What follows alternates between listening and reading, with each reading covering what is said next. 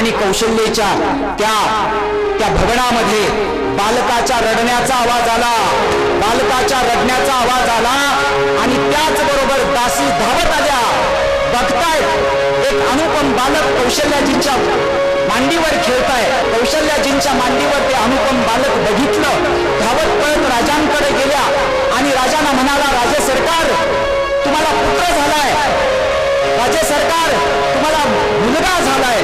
राजांनी गळ्यातला कंठा काढला, त्या दासीकडे असा फेकला आणि आदेश दिला, हत्तीवरून साखर वाटा, आनंद साजरा करा, आनंद साजरा करा. राम जन्मला, राम जन्मला.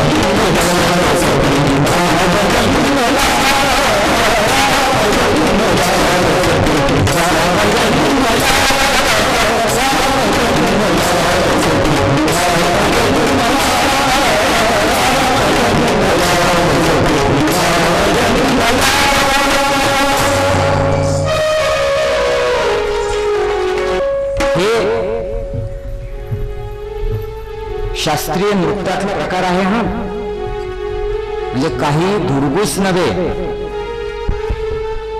या मातीचा हा एक महत्वाचा गुण आहे की इथं अभिजात कला निर्माण झाल्या.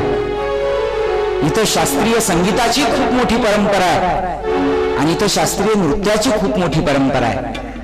इथं संतही खूप खूप आम्हाला काहीतरी देण्यासाठी जन्मले आणि इथं शूरही जन्मले. हे नृत्य शिकण्यासाठी वर्षानुवर्षाची साधना असते. ही कला शिकण्यासाठी तबला असू द्या, मृदंग असू द्या, हे वादन असू द्या, अनेक वर्षांची साधना लागते.